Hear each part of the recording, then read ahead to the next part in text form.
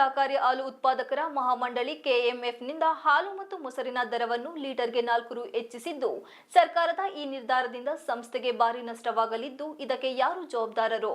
ಒಕ್ಕೂಟದಲ್ಲಿ ಹಣ ಮುಗಿಯುವವರೆಗೂ ಸಿಎಂ ಆದೇಶ ಪಾಲನೆ ಮಾಡಲಾಗುವುದು ಎಂದು ಅಮೂಲ್ ಅಧ್ಯಕ್ಷ ಹಾಗೂ ಮಾಜಿ ಸಚಿವ ಎಚ್.ಡಿ. ರೇವಣ್ಣ ಪ್ರಶ್ನೆ ಮಾಡಿ ತೀವ್ರ ವಿರೋಧ ವ್ಯಕ್ತಪಡಿಸಿದರು. ನಗರದ ಡೈರಿ ವೃತ್ತದ ಬಳಿ ಇರುವ ಹಾಸನ ಹಾಲು ಒಕ್ಕೂಟದಲ್ಲಿ ಮಾಧ್ಯಮದೊಂದಿಗೆ ಮಾತನಾಡಿ, ಮುಂದಿನ ಸೋಮವಾರದಂದು ನಮ್ಮ ಪಕ್ಷದಿಂದ ಕುಳಿತು ಸಭೆ ಮಾಡಿ ನಗರಸಭೆ ಅಧ್ಯಕ್ಷರು ರಾಜೀನಾಮೆ ಕೊಡಬೇಕೆಂದು ತೀರ್ಮಾನ ತೆಗೆದುಕೊಳ್ಳುತ್ತೇವೆ. ಅವರು ಹೇಳಿದ ಸಮಯಕ್ಕೆ ರಾಜೀನಾಮೆ ಕೊಡದಿರುವುದರಿಂದ ಅವಿಶ್ವಾಸ ನಿರ್ಣಯ ತೆಗೆದುಕೊಂಡಿದ್ದೇವೆ. ಈಗಾಗಲೇ ಶಾಸಕರು ಮಾರ್ಚ್ 28ರಂತೆ ಅವಿಶ್ವಾಸ ನಿರ್ಣಯ ತಂದಿದ್ದಾರೆ. ಇದಕ್ಕೂ ಒಪ್ಪದಿದ್ದರೆ ಕಾನೂನು ಕ್ರಮ ಏನೇನು ಮಾಡಬೇಕು ಬಗ್ಗೆ ಮುಂದಿನ ಸೋಮವಾರ ಒಂದು ಸಭೆ ಕರೆಯಲಾಗಿದ್ದು, ಅಧ್ಯಕ್ಷರ ವಿರುದ್ಧ ಯಾವ ಕ್ರಮ ತೆಗೆದುಕೊಳ್ಳಬೇಕು ಚರ್ಚೆ ಮಾಡಲಾಗುವುದು. ಈಗಾಗಲೇ ಅವಿಶ್ವಾಸ ನಿರ್ಣಯ ತೆಗೆದುಕೊಳ್ಳಲಾಗಿದೆ. ಒಂದು ಸಮಾಜಕ್ಕೆ ಅವಕಾಶ ಕೊಡಬೇಕು ದೃಷ್ಟಿಯಲ್ಲಿ ಕಾಪಾಡಿ ಆತನಿಗೆ ಅಧಿಕಾರ ಕೊಡಲಾಗಿದೆ. ಆ ಮನುಷ್ಯನಿಗೆ ಗೌರವವಿಲ್ಲ. 6 ತಿಂಗಳು ಎಂದ ಮೇಲೆ ಒಪ್ಪಿಕೊಂಡಂತೆ ಇರಬೇಕು. ಆದರೂ ಅವರು ರಾಜೀನಾಮೆ ಕೊಡದೇ ಇದ್ದರೆ ಇಳಿಸುವುದು ಗೊತ್ತಿದೆ. ಎದುರಿಸಿದರೆ ಎದುರಿ ಓಡಿ ಹೋಗುತ್ತೇವೆಯೇ ಅಥವಾ ದಿಮಾಕು ಇದ್ದರೆ ಮನೆಯಲ್ಲಿ ಇಟ್ಟುಕೊಳ್ಳಿ ಎಂದು ರೇವಣ್ಣ ಗುಡುಗಿದರು. ಬಜೆಟ್ ಆಗಲಿ ಎಂದಿದ್ದರು, ಅದಕ್ಕೆ ಸುಮ್ಮನಿದ್ದೆ. ಈಗ ಬಜೆಟ್ ಕೂಡ ಆಗಿ ಹೋಗಿದೆ. ಶಾಸಕರಿಗೆ ಏನೇನು ಹೇಳಿದ್ದು ಅವಿಶ್ವಾಸ ನಿರ್ಣಯಕ್ಕೆ ಬಂದರೆ ನನಗೆ ಸಿಗುವುದು ಎಂದು ನಗರಸಭೆ ಅಧ್ಯಕ್ಷರು ಹೇಳಿರುವುದಾಗಿ ಮಾಧ್ಯಮದವರ ಪ್ರಶ್ನೆಯೊಂದಕ್ಕೆ ರೇವಣ್ಣ ಉತ್ತರಿಸಿ, ನಾನು 40 ವರ್ಷ ರಾಜಕೀಯ ಮಾಡಿದ್ದೇನೆ. ಆ ಮನುಷ್ಯನಿಗೆ ಗೌರವ ಇಲ್ಲ. 6 ತಿಂಗಳಿಗೆ ರಾಜೀನಾಮೆ ನೀಡಬೇಕು ಎಂದು ಮೊದಲು ನನಗೆ ಯಾರೂ ಹೇಳಿರಲಿಲ್ಲ ಎಂದು ಹೇಳಿದ್ದರೆ ದೇವರ ಮುಂದೆ ಆಣೆ ಮಾಡಲಿ. ದಿಮಾಕು ಇದ್ರೆ ಅವರ ಮನೆಯಲ್ಲಿ ಇಟ್ಟುಕೊಳ್ಳಲಿ. ಸ್ಥಳೀಯ ಶಾಸಕರ ಕಾರಣಕ್ಕೆ ನಾನು ಇಷ್ಟು ದಿನ ಸುಮ್ಮನಿದ್ದೆ.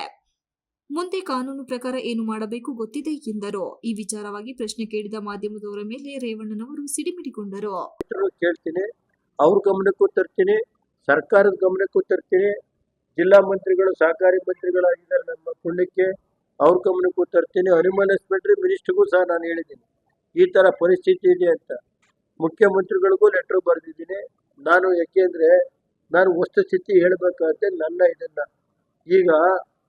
ಈಗ ಒಂದ್ ಕಡೆ ಗ್ರಾಹಕರನ್ನು ಕಳ್ಕೋಬೇಕಾಗುತ್ತೆ, ಒಂದ್ ಕಡೆ ಉತ್ಪಾದಕರು. ನಾನು ಹಿಂದೆ 10 ವರ್ಷ 12 ವರ್ಷ ನಾನು ಅಧ್ಯಕ್ಷನಾಗಿ ಕೆಲಸ ಮಾಡಿದ್ದೀನಿ.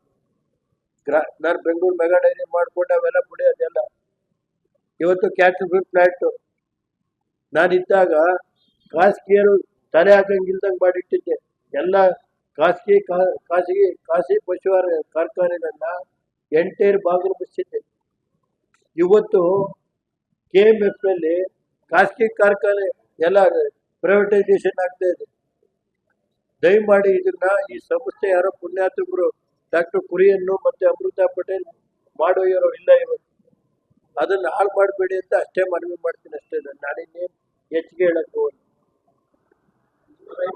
Srinivas, TV 46 Malenadu news, Hassan.